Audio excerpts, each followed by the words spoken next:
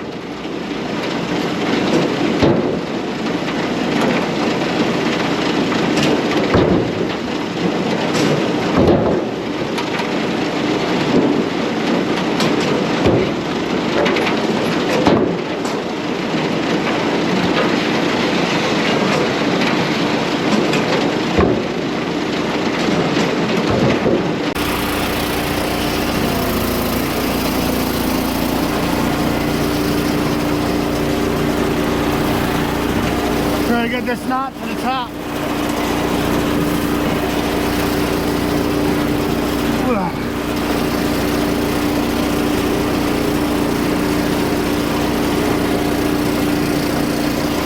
All right, I had to make a slight repair, and I just noticed I didn't have the damn camera running, but this pulley flew off. I guess everything's getting loosened up from running it for a while here.